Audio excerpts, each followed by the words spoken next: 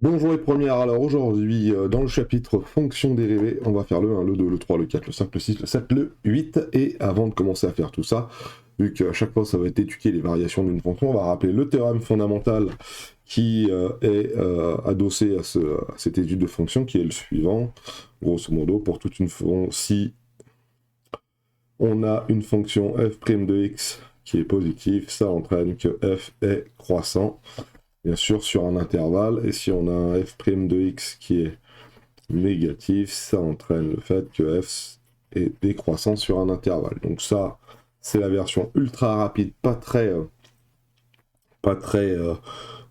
dirais-je, pas très propre de notre théorème. Le théorème, vous l'aurez dans le cours, hein.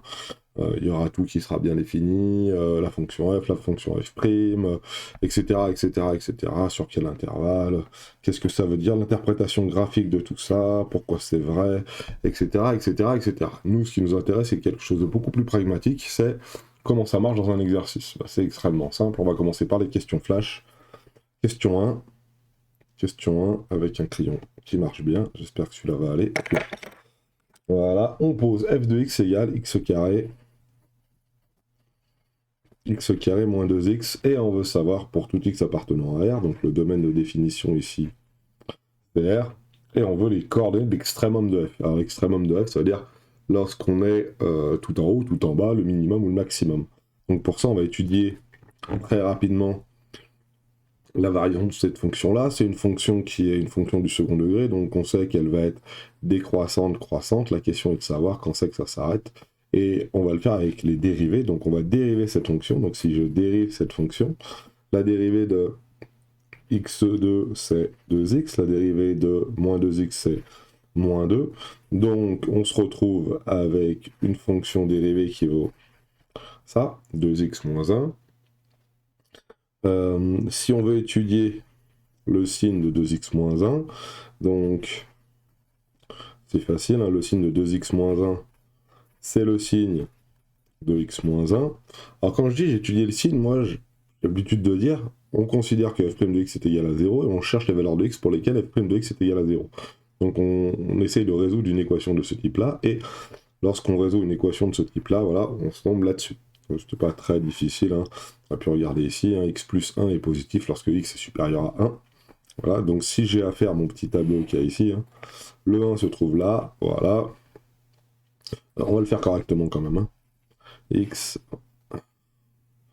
moins l'infini plus l'infini, voilà, un petit 1 ici. F' de x, on va le mettre là. Pour x qui vaut 1, ça vaut 0, 1 moins 1, ça fait 1 moins 1, ça fait 0, 2 fois 0, ça fait 0. Quand x est supérieur à moins 1, ça va dire ici, on a f' de x qui est positif, donc bon, c'est plutôt négatif. Voilà.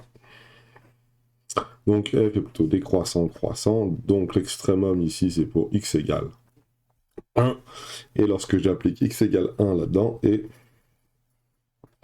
f de 1 c'est égal à 1 au carré moins 2 fois 1, ce qui fait moins 1, donc le mini, S, le sommet de la parabole, il est pour x égale 1, et y qui vaut moins 1, donc voilà, si j'avais la dessiner, ça fait quelque chose de comme ça.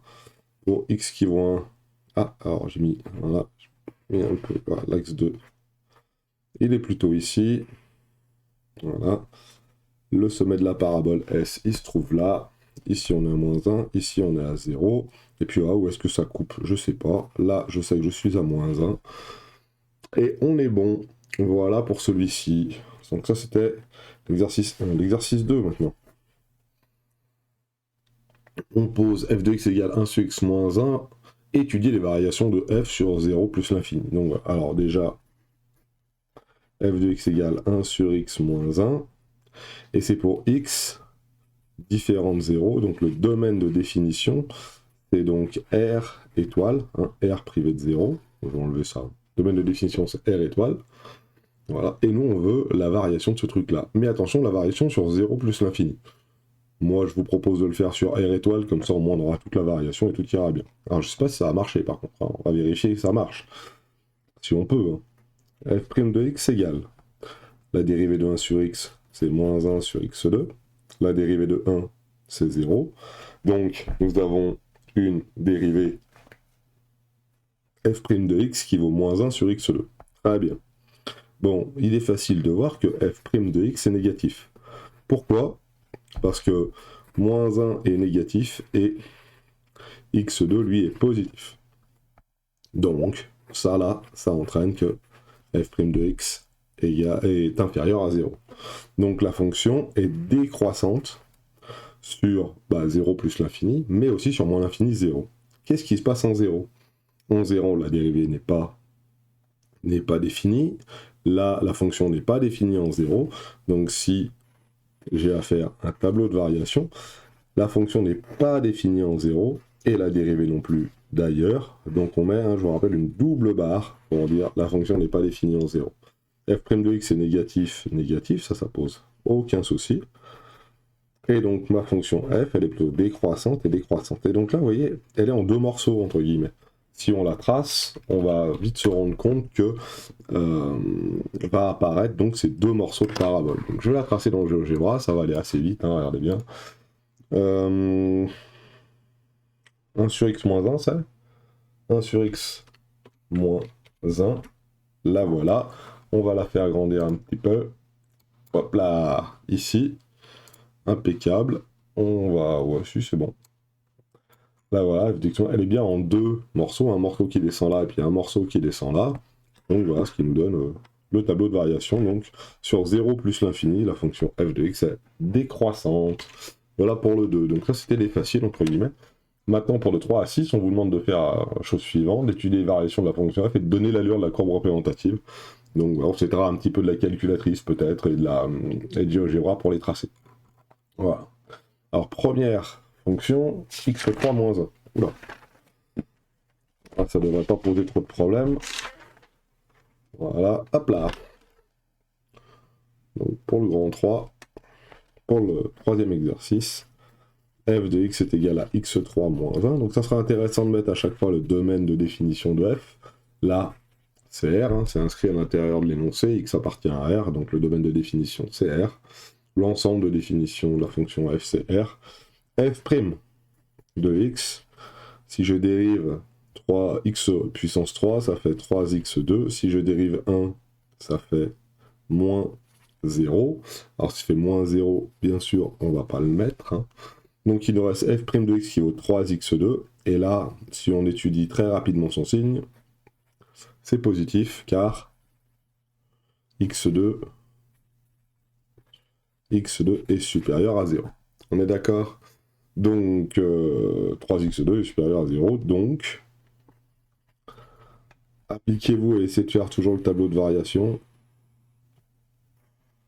La fonction est définie sur R, donc moins l'infini plus l'infini. La dérivée est toujours positive, c'est une dérivée, donc la fonction est toujours croissante. Okay, si on prend des grosses valeurs de x, on va aller plutôt vers plus l'infini. Si je prends 10 000 puissance 3, c'est encore plus grand, moins 1, ça fait quelque chose de très très grand. Et pour les valeurs négatives, c'est pareil, sauf que c'est en négatif, alors c'est pas très très petit, mais c'est très très grand dans les négatifs, entre guillemets. Donc voilà. Vérifions. Alors, un petit vérification.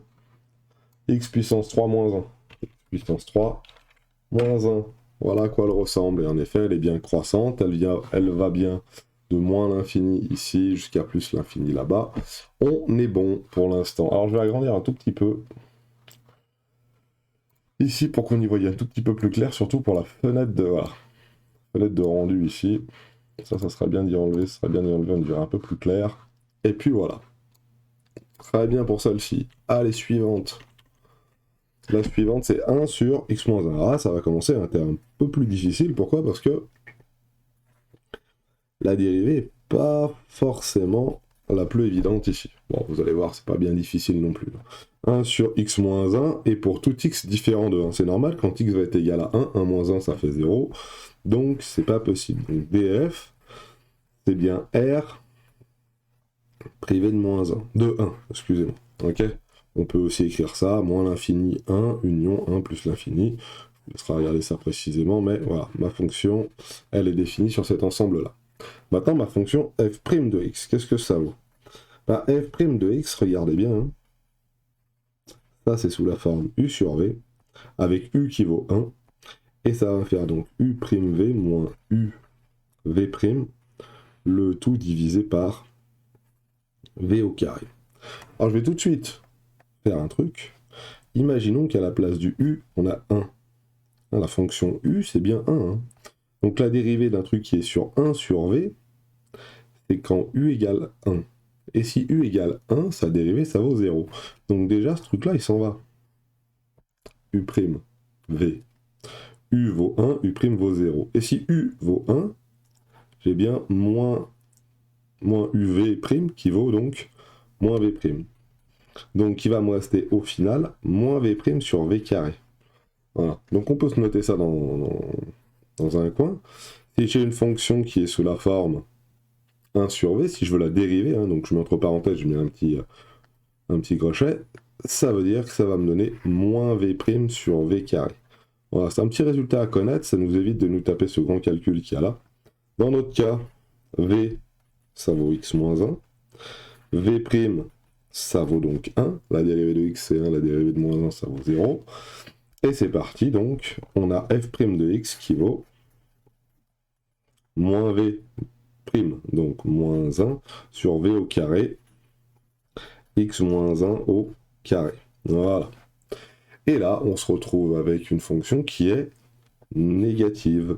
Pourquoi? Car x moins 1 au carré, lui, est positif, et moins 1 est négatif. Donc des fois, vous voyez, c'est pas la peine de résoudre des inéquations compliquées. Hein. Il suffit de regarder la fonction, en regardant la fonction, on se rend bien compte qu'elle est négative. Ça, c'est toujours positif, ça, c'est toujours négatif. Un négatif divisé par un positif, ça fait un négatif. Donc ça, c'est bien négatif. Donc si j'ai à faire le tableau de variation, mais cela, il faut faire attention parce que il faut pas oublier qu'il est défini pour toute valeur de x sauf 1. Donc pour 1, la fonction f' n'est pas définie. La fonction f n'est pas définie non plus. Donc là, c'est bon. Alors faites attention, hein.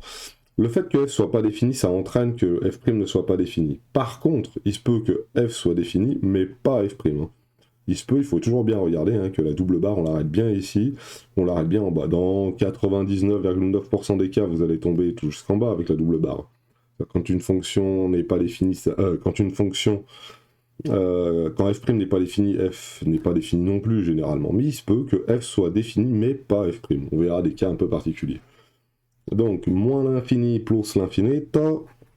Voilà, on a dit que f' était donc négatif là et là. Donc la fonction décroît et la fonction décroît. Et on va vérifier ça tranquillement sur GeoGebra. 1 divisé par x moins 1. 1 divisé par x moins 1. Voilà. Et ça nous donne une fonction décroissante croissante. Et surtout, vous voyez bien, hein, c'est juste sur l'abscisse là, 1 là, que c'est ici là que nous avons. Ah bah forcément, cette fois-ci je le veux en pointillé, voilà. Et lorsque x vaut 1, qu'elle n'est pas définie, hein, c'est pour ça qu'on a la double barre, et c'est pour ça qu'on a en deux morceaux entre guillemets. Bon maintenant qu'est-ce qu'on met au bout des flèches? Bon, si je prends une très grosse valeur de x, et ben très grosse valeur de x 1 sur une très grosse valeur de x moins 1, donc ça va rester une très grosse valeur, 1 sur truc très grand, ça va tendre vers 0. Idem si je prends des négatifs, et ici, bah, plus l'infini, et moins l'infini, hein. Elle vient de plus l'infini, elle descend jusqu'à moins l'infini, elle vient de plus l'infini, donc voilà, hein. Un petit coup de calculatrice ou un petit coup de GeoGebra pour pouvoir vérifier nos dires, et c'est tout bon, voilà. Alors pour la calculette, on va voir ensemble comment ça marche, pour pouvoir la tracer, on peut aussi le faire hein, à la calculatrice, hein. Main, voilà, graphe, 1 sur, entre parenthèses, x moins 1, et on valide, et on a bien notre graphe qui apparaît, hein, et décroissant, décroissant. Voilà. Le 5, c'est parti, toujours le même principe. Mais cette fois-ci, il faudrait que j'ai l'énoncé sous les yeux pour le faire. x3 plus 3x. Voilà. Donc pour l'instant, c'est des simples, entre guillemets. Il n'y a pas de choses difficiles à faire. Et donc, le domaine de définition, ça doit être R, il n'y a pas de souci là-dessus. F' de x, qu'est-ce que c'est? Bah, c'est 3x2 plus 3, ok. 3x2 est positif et 3 est positif. Donc là, en plus, c'est une somme. Alors, faut se méfier. Hein. Somme ou différence. Hein. Un positif plus un positif, ça va forcément faire un positif. Donc, f' de x est supérieur à 0. Donc, si je fais mon petit tableau, toujours le même. Donc, quelle que soit la valeur de x, je vais avoir f' qui va être positif. La fonction f qui va faire comme ça va venir de moins l'infini à plus l'infini. Alors j'en suis pas sûr de ça et de ça pour l'instant, hein, mais on la trace ça, regardez bien. Hein. Si je la trace ici, hein, au lieu de mettre ça, je vais mettre x3 plus 3x, je me suis pas trompé, hein, x3 plus 3x, voilà, paf paf, hein. Ça ressemble à une droite, mais c'en est pas une. Hein. Attention, hein, si je fais un zoom auto, regardez ce que ça va faire, un zoom auto, normalement, voilà, hop, ça monte comme ça. Alors attention, hein, parce que là, on est très très haut, hein, vous voyez. Hein. Si je fais F1 et que je me balade dessus, je vais vite me rendre compte que très vite ça grimpe. Là, je suis à Y qui est à 200, 202, 5,6, 192 à 416. Voilà, voilà, voilà, voilà. Très bien. Alors, on va retourner ici là, dans notre V-Windows. On va réinitialiser ça voilà, au départ. Et on est bon. Question 6, moins racine de x. Alors c'est parti, question 6, moins racine de x, donc f de x est égal à moins racine de x, donc ça c'est défini pour toutes les valeurs de r positives. On va calculer notre f' de x, donc r positif, pourquoi? Parce que je ne peux pas faire racine de moins 1, racine de moins 2, racine de moins 3, ce n'est pas possible. Notre dérivée, ça va être, donc la dérivée de racine de x c'est 1 sur 2 racine de x. Il y a un moins devant comme c'était multiplié par moins 1, donc on garde le moins devant comme c'était multiplié par moins 1. Et ça, bon alors je vais l'écrire un tout petit peu différent, je vais juste monter le moins devant, je préfère, parce que regardez bien, on a racine de x qui est positif toujours, hein. Quand vous tapez la racine d'un nombre, ça vous donne un nombre positif, donc 2 racines de x, ça doit être positif aussi, et moins 1 est négatif, donc vu que moins 1 est négatif et ça positif, un négatif divisé par un positif, ça va faire un négatif, donc f' de x est donc inférieur à 0 pour x appartenant à df. Voilà. Ah bien, on est d'accord. Jusqu'à la fin, donc maintenant il faut faire le petit tableau. Est-ce que j'ai un peu de place pour faire le petit tableau? Oui. X est comme ça. Voilà. C'est défini pour R+. Donc tous les positifs, excusez-moi. Donc 0 plus l'infini. Et attention, on a oublié d'écrire ici, que le domaine de définition de f', lui, c'est R+, mais on ne peut pas prendre x qui vaut 0. Parce que moins 1 sur 2 racines de 0, ça marche pas. Ça fait un 0 au dénominateur, et vu qu'on ne peut pas diviser par 0, ça n'a aucun sens, on ne peut pas prendre x qui vaut 0. Donc là, la fonction f' de x, elle n'est pas définie en 0. Donc il y a bien une double barre pour f' de x ici, pour 0. f' de x, voilà. Et f de x, lui, elle est définie en 0. En 0, elle vaut 0, justement. Ok, alors je vais le mettre au-dessus parce que je sais que ma fonction f', elle est plutôt négative. C'est ce qu'on a dit juste là. Donc si f' est négative, la fonction f, elle est plutôt décroissante. Très bien. Et elle est donc décroissante jusqu'à moins l'infini. On va voir un petit peu ce qu'il en est, mais ça paraît normal, hein, quand je prends un nombre énorme, si j'en prends la racine carrée, ça va faire quelque chose d'encore plus... ça va faire quelque chose d'énorme tout court. Avec le moins devant, ça va faire moins quelque chose d'énorme, moins un grand nombre, donc moins l'infini. Bon, vérifions quand même, parce qu'il faudrait quand même pas qu'on se soit trompé. Hein. Moins racine de x, si je la trace, ça nous fait ça, et bien ça a bien l'air d'être ce que l'on est. Hein. Hop, hop, hop, tac, tac, tac, tac, tac, voilà. Hein. Elle a bien l'air d'être décroissante. Et regardons un petit peu ce qui se passe à 0. À 0, voilà à quoi elle ressemble. Alors, je vais essayer de zoomer dedans. Zoombox. Voilà, et ici. Voilà, vous voyez, elle part comme ça, là. Hop. Si j'avais à tracer la tangente au point 0, la tangente, elle serait verticale. Et si la tangente est verticale, ça veut dire que son coefficient directeur est infini. Et vu que son coefficient directeur est infini, ça veut dire qu'il n'est pas défini avec un nombre réel, donc que ma dérivée f' de 0, elle n'est pas définie. C'est pour ça qu'il y a bien la double barre ici, et puis là ça se voit bien, hein. Le coefficient directeur il devrait être infini, parce que 1 sur quelque chose de 0, c'est impossible, ou ça fait un nombre infini, donc voilà. Voilà pour le 6, maintenant on va faire le 7. Pas de place ici. Le 7 et le 8. Alors c'est 2 QCM, donc ça devrait aller assez vite. Le 7, j'espère. Je ne les ai pas fait en avance, donc je ne sais pas si ça va être difficile ou pas difficile.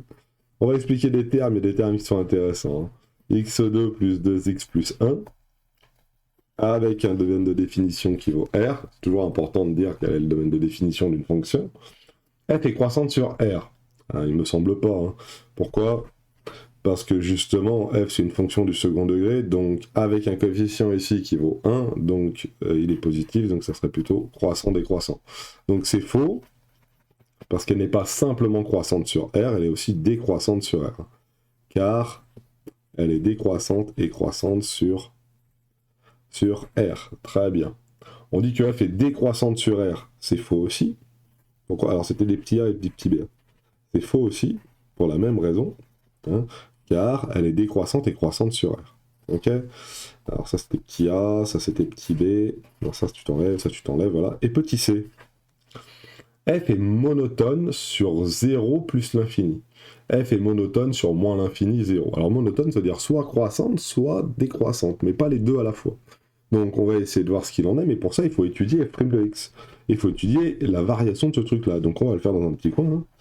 Hein. F' de x c'est quoi ? Bah, la dérivée de x2, c'est 2x. La dérivée de 2x, c'est 2. La dérivée de 1, c'est 0. Donc, il me reste x facteur de x plus 1. On est d'accord ? Et f de x qui vaut ça, il faut étudier le signe de ça. Alors, pour étudier le signe de ça, il faut étudier le signe de x plus 1. Hein. Et x plus 1 positif, ça veut dire x supérieur à moins 1. Voilà. Donc, si je prends une valeur de x supérieure à moins 1, ça donne ça. On fait notre petit tableau très rapidement ici. 1 est ici. F' de x, j'ai dit qu'elle était positive quand x était supérieur à moins 1, Cédric, à moins 1, donc positif ici, 0 là, moins ici. Notre 0 pour le x, il se trouve ici, hein, je vais le faire en petit, voilà, alors ici, à gauche, on s'en fout. Et f de x, elle est décroissant, croissant, voilà. Alors si je prends l'intervalle maintenant 0 plus l'infini, si je prends l'intervalle 0 plus l'infini, c'est cet intervalle-là. Et sur cet intervalle-là, qu'est-ce que je vois pour ma fonction ? Elle est uniquement croissante. Donc le C a l'air d'être plutôt vrai.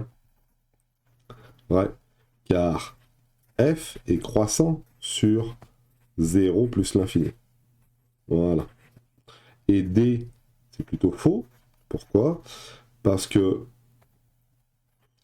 car f est décroissante, puis croissante, hein, c'est la même chose que ce que j'ai écrit là. Hein.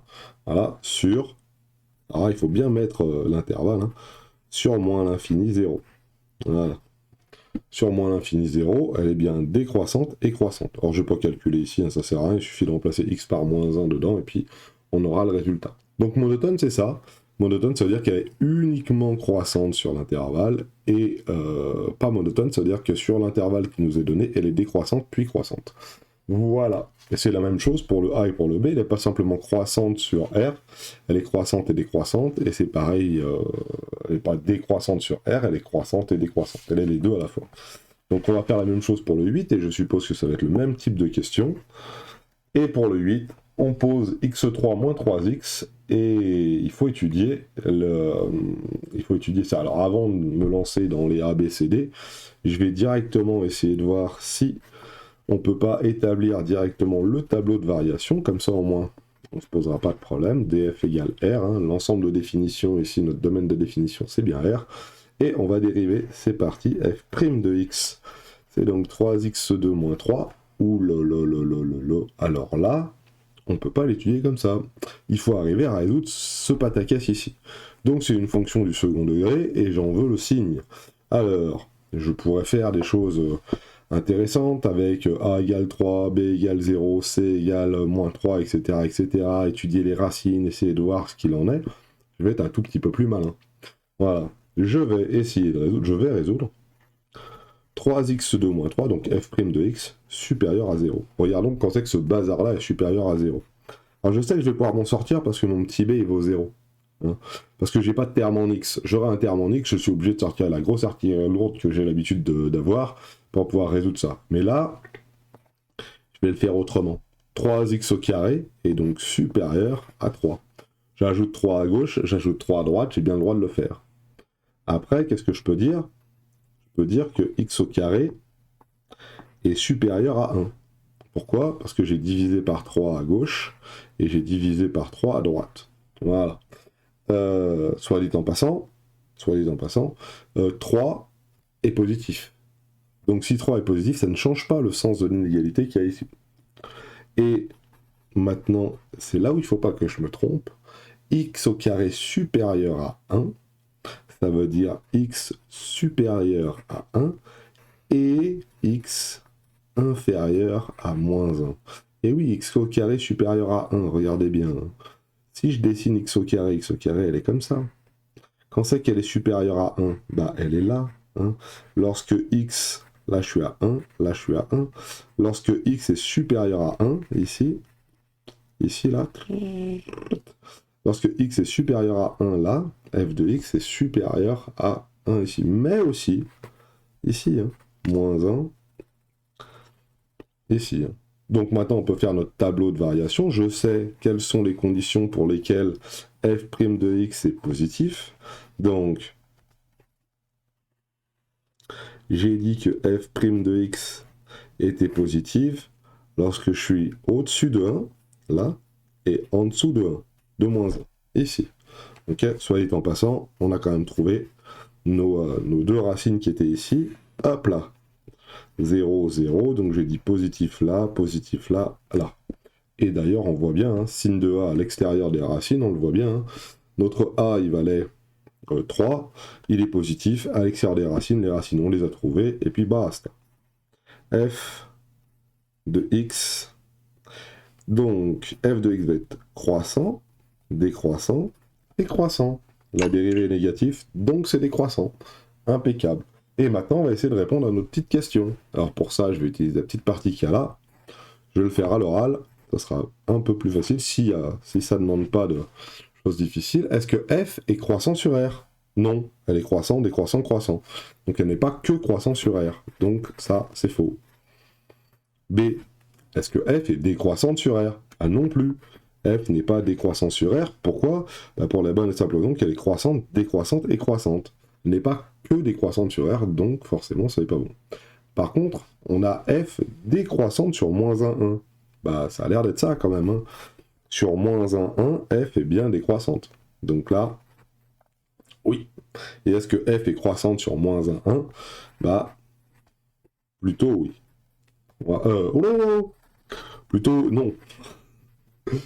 F n'est pas croissante sur moins 1, 1, elle est plutôt décroissante. Maintenant, il faudrait vérifier nos dires. On s'est peut-être trompé. Donc regardez bien, hein, sans avoir besoin de GeoGebra, hein, on va utiliser notre calculatrice ici pour représenter notre fonction qui était donc x3, x à la puissance 3 moins 3x. Voilà. Et si je la représente, bah là je vois rien. On est bien d'accord? On va essayer de faire un zoom automatique déjà, voir si on y voit un peu mieux. Ah déjà on y voit un peu mieux, ce serait bien de dézoomer encore un peu. Donc je vais faire V Windows et au lieu de commencer à moins 0,8, on va commencer à moins 4, j'en sais rien moi. Moins 4,4, peut-être que sur moins 4,4 on va voir quelque chose de mieux. Ah, on voit quelque chose de mieux. Faisons un zoom automatique. Shift, zoom, automatique ici, vous voyez, hop, F5 ici, paf, automatique. Ah, on va pas bien là, hein. On va essayer de se mettre un peu avant. Moins 2, tiens. Shift V Windows, moins 2, moins 2, paf, paf, je la dessine, et Shift Zoom, ah oui, hein, le Zoom est inscrit ici, Zoom, et puis je le veux automatique là, hein. Automatique c'est F5 là. Hop, F5, et là on la voit bien, elle est bien croissante, décroissante, croissante, et regardez bien, on a bien moins 1 ici, 1 ici, si vous avez un petit doute, hein. Mettez un coup de F1, baladez votre curseur dessus, hein. Et puis vous allez vite vous rendre compte que pour x égale à moins 1, là ça décroît, et puis hop, après moins 1, hop là, là ça décroît, et juste avant ça croît, etc., etc. Donc on a bien les résultats qu'on espérait. Voilà pour ces petits exercices. Ils n'étaient pas très très difficiles, mais voilà, ça se fait assez vite ça se fait assez vite. Au revoir.